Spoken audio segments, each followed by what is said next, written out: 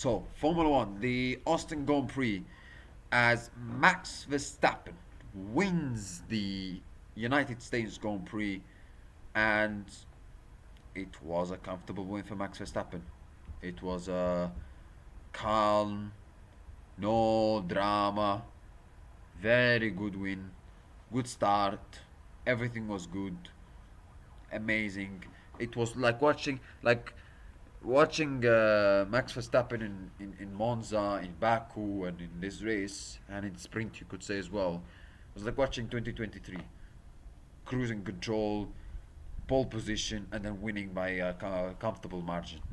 Like, he's an absolute beast. There's nothing you can say other than that. Absolute beast.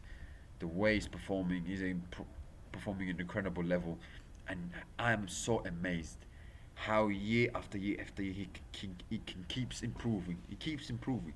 I'm telling you right now, the version of Max Verstappen we're seeing right now is better than the version of Max Verstappen in 2023. And people will look at me and say, "What are you talking about? What are you talking about? In 2023, he won every single race." But this version, you know, when you're up against the wall, you don't like not everything's going for you. He's handled it really really well, especially struggles in Hungary, Austria, Spain, where he lost his head. Like, amazing, amazing. Like, his form since the summer break, amazing.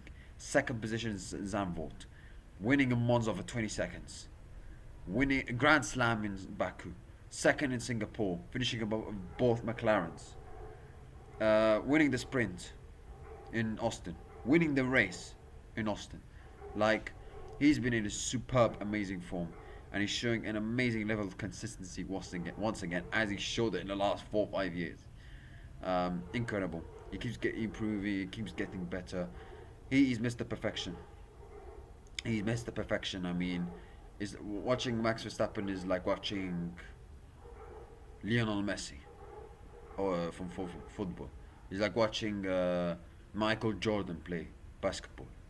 He's really that good. The talent, the quality he has, the way he's able to, when he's driving, able to, anticipate things, like, amazing, amazing, fantastic, great performance once again, and he's closing in. He's closing in. 40 points behind Oscar Piastri. We're gonna talk about the championship table, but I want to review the race in general. Continue reviewing the race. Great performance from Verstappen. Leclerc Norris battle. People say that the battle between Leclerc and Norris, it cost Norris the victory. Maybe, but I don't think with the pace of Red Bull, I think McLaren was still, the pace of Norris was fast, but I don't think they were. I think Red Bull were better in terms of pace, in my opinion. I mean, they were. I mean, 4/10 on Lando in qualifying. 4/10. I mean, um, yeah, it was 2/10 in the end, but because Verstappen didn't go for the second run. So, but the first run it was 4/10. So I think the pace, you have to give credit to the Red Bull because the pace have looked amazingly good, fantastic. And yes, a lot of people say, "Oh, incredible achievement for Verstappen to win the title, driving a shit car, a bad car." It's not a bad, like, yeah, it was a bad car, but since the summer break, you cannot say Red Bull is a bad car because they've improved their car. But it doesn't take away at all from Verstappen's brilliance, because I mean, imagine if he wins the title after being 104 points behind Oscar Piastri since Zandvoort. I repeat, 104 points behind Oscar Piastri is after Zandvoort. If he wins this, I'm telling you right now, if he wins this championship, it will be the greatest comeback in the history of the sport. Not only Formula One, in the history of the sport. Because, yes, we've seen crazy comebacks in, for example, in football, but that is one of games. It's a knockout. Anything can happen in knockouts. But for Verstappen, for you to do it, for a guy to do it when has not had the best car, the best two tools for the most of the season, and for being 104 points with like 8 races to go, and for you to come back and win the championship, in a champ in like a 10-month campaign. It's not like, oh, it's one race and you're out. Like, for example, like it's a knockout, you know. No, it's a campaign. It's a championship campaign. It's a marathon. It's not a sprint. And for him, if he does that, if he wins the title, amazing. I mean, he's the greatest. He will be the great, regarded as the greatest driver of all time, without a doubt. Because Kimi Räikkönen had an amazing comeback in 2007, but I don't remember like Hamilton and Schumacher when they had to win titles. They had to, like, if Verstappen does it. By the way, if that's an if, okay. I don't remember Lewis and Schumacher winning the titles when they had to come back being 104 points behind. So, listen, they were amazing drivers, but they wouldn't have done what Verstappen could do. So, yeah, but amazing performance from Verstappen. And I said Norris Leclerc clash. Um, I think like Leclerc defended amazingly well. By the way, fantastic defensive for him. I mean, he picked a soft tire, Nando medium tire, so that was he gave that was the start of the advantage at the end, at the beginning from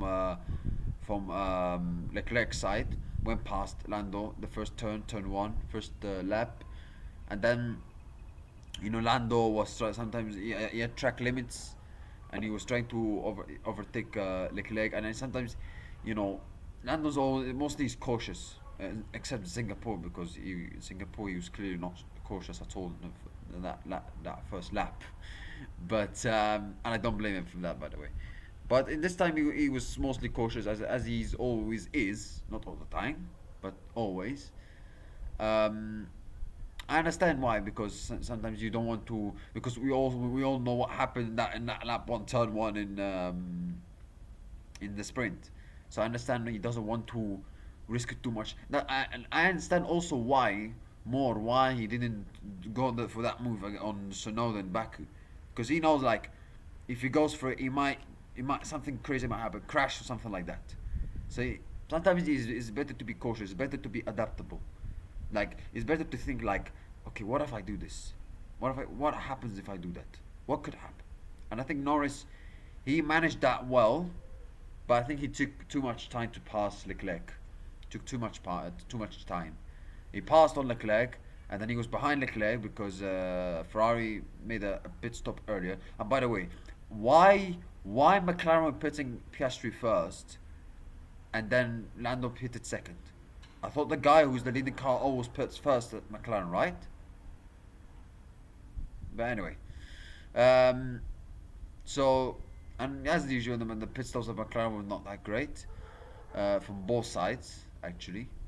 More on Lando's, more badly on Lando's side, but Lando still finished second in the end. He went past Charles in the end, even though he was defending well against Lando.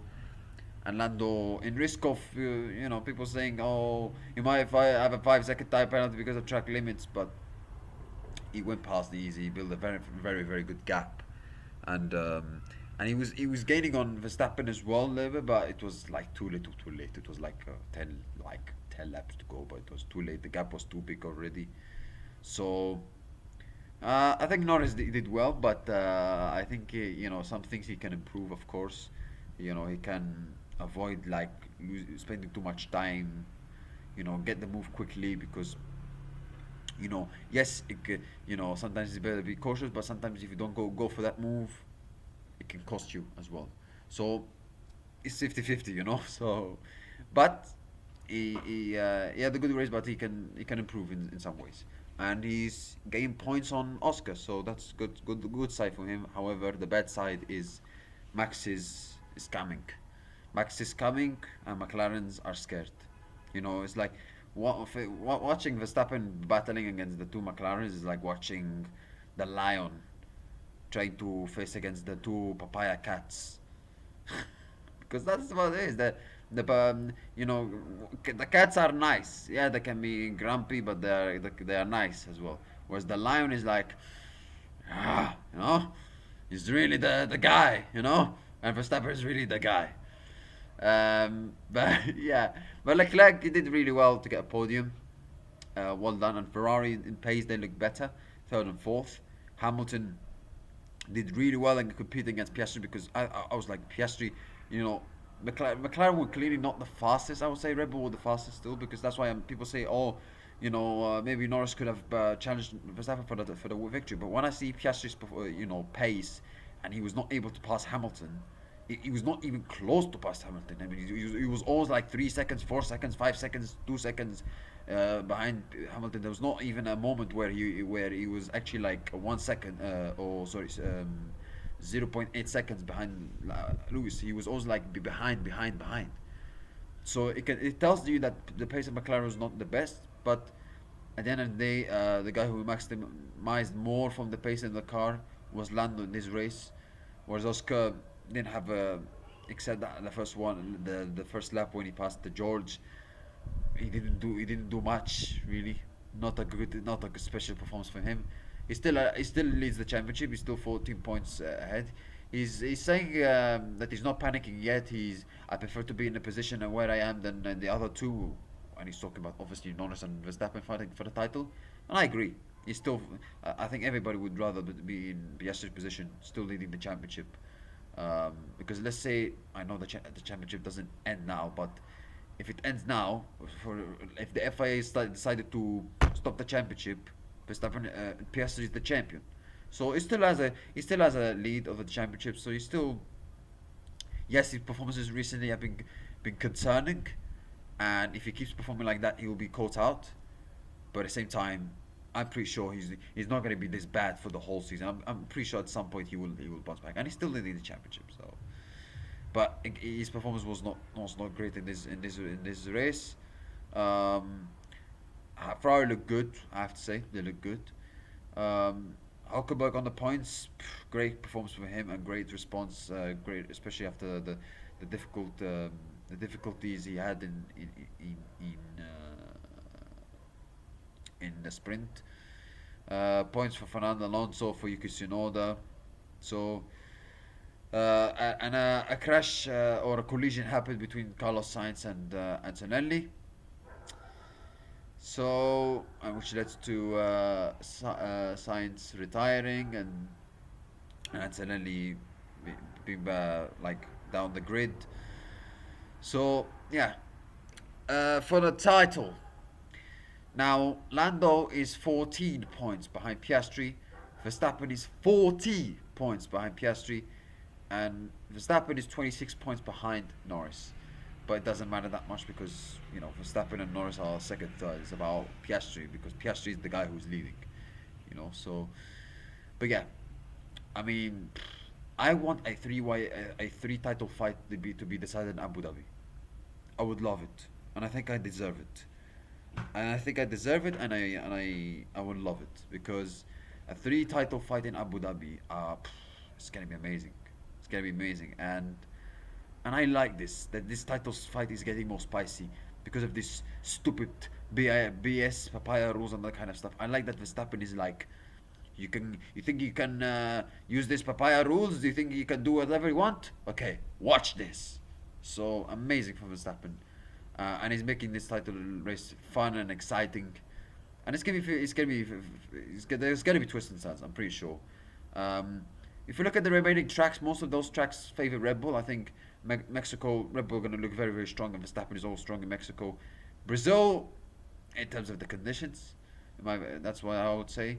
Vegas, McLaren are going to struggle massively there. Qatar, McLaren should win there, but Red Bull won there last year. Whereas Abu Dhabi is 50-50. So I think most of those tracks I think suit more most of those tracks suit Red Bull more than McLaren in my opinion. So it's gonna be an interesting end to the season. I'm looking forward to it. It's gonna be a fascinating one. I'm really, really looking forward to this. It's gonna be like crazy. And people say that McLaren should favor one of the drivers to help to avoid Verstappen catching and win the title, win the drivers' championship.